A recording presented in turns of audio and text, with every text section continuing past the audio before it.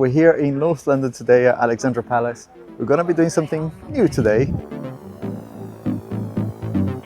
And this is it, the BYD Dolphin Surf, a small electric city car that is absolutely packed with tech. So I had to go and check it out. And I know it looks very small, but this thing has cameras everywhere, plenty of sensors as well. And I've been really impressed with the tech that we've got in this car as well. There's something in here, I'll have to figure this out in a moment, but it detects if you're not looking at the road.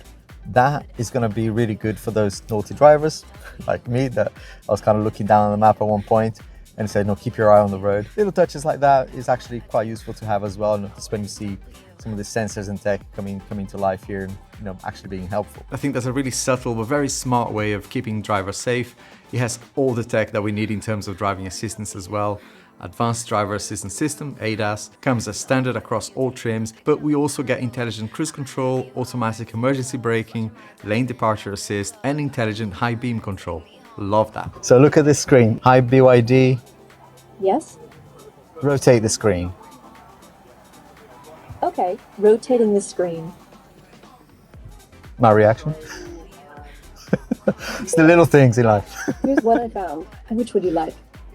No, you can shut up now. Very smartly placed in the wing mirrors, you've got NFC keyless entry set up, and get this, it's one of those features that you get in, kind of more expensive cars, but before you get in, if it's too cold or too hot, you can preheat or pre-cool your car from the app, from the comfort of your home. I drove this car and I've tested pretty much all of these features at Alexandra Palace here in London, and honestly, it's incredible that we're getting so many features in such a compact and affordable car. And talking about which, wait until you hear how much it costs. Now, tech aside, this little thing has character. I love the design here. The floating roof design looks really sharp, quite racy as well. I'm a big fan of the full width LED tail lights as well.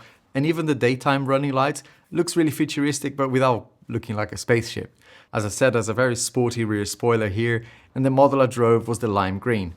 Though I really wish they let me drive the Martini livery one, because that looked awesome. It gave me Williams, Felipe Massa, F1 racing days, awesome color. Talking of which, Yanni from Yanni Mais, if you know him, if you're a big fan, he was there at the event and I actually got to drive the same car that he was driving, and I wonder if he's gonna be wrapping one as well. Maybe not a bad idea. Inside is way more spacious than you'd expect as well. There's decent headroom and legroom as well at the back. No issues at all. The person at the front has got plenty of legroom as well. And here, as you can see, I've got plenty myself as well. And the boot, while it looks small at first glance, actually fits 3 full-size suitcases, plus there's a clever hidden storage as well, where one of the suitcases can go in.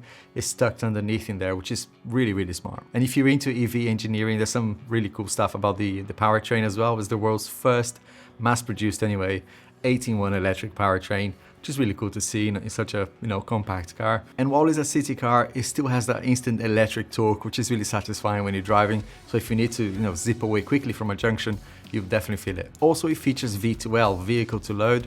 This thing lets you power basically anything, your coffee machine, your game console, or your lighting rig, or whatever. Now, in terms of variants, there are different models, but the differences between them are not just cosmetic trims. The performance and the range difference are worth noting. The active spec comes with a 30 kilowatt battery and gives you a WLTP range of 137 miles. This version does 0 to 62 miles an hour in about 11 seconds, which when you think about it, is not bad at all for zipping around the city. You're not gonna go any faster than 30, 40 anyway. The Boost model takes the battery to 43.2 kilowatt, so now you're looking at around 200 mile range. But I think this would be a perfect car for driving in town, in the cities, do your run-arounds during the day. 80% battery, I've got 150 odd miles left of battery, which is, sounds really good, right? I think at 100% will probably give you closer to 200 miles. Which is pretty decent, I think. And I never drove a BYD car before, but to me, it felt pretty snappy. The Boost is obviously a little bit faster as well, but all of that will depend on weight, the wheels that you choose as well. But if you do want some extra power, go for the Comfort. It keeps that bigger battery from the Boost. This one has a little bit more in terms of bhp, which cuts that 0 to 62 miles an hour to about 9 seconds. That's pretty decent. The range does drop as well slightly to 193 miles WLTP, but if you're tempted to have a bit of fun in the overtaking lane and going a little bit faster, then you expect that number to drop a little bit more in real sort of motorway use. Time will tell if I get one to spend a few days with to do a proper review, but that bigger battery does charge, in theory, the peak rate of 85 kilowatt, so you can go from 30 to 80% in 22 minutes, I think is the claim, which is great. As ever with EV, the range is going to depend on very much which model you go for, but also in real situations, it will depend on the traffic and how fast you're going as well. But I thought the Dolphin Surf in my test drive was holding up really well. You are realistically getting just under 200 miles if you're careful, but maybe 140 to 160 if you're being a bit more cheeky with the throttle. But because of that fast charge, it's going to be pretty practical, not just for urban life, but short trips as well to the beach or whatever. Now the cost. Here's a quick breakdown of the trim levels as well and what you get for the money. The Active starts from £18,650, 137 mile range, rotating touchscreen, which is awesome to use as well. Full ADAS suite, as I said, NFC keyless entry, ideal for city driving. The Boost version starts from £21,950. You get a larger battery, 200 mile range, and some extra comfort touches in there as well. Talking of which, the Comfort version, this is nice, very comfy, starts at £23,950, and you get premium features including 360-degree cameras, a wireless phone charger, and the ability to plug in devices with V2L as well.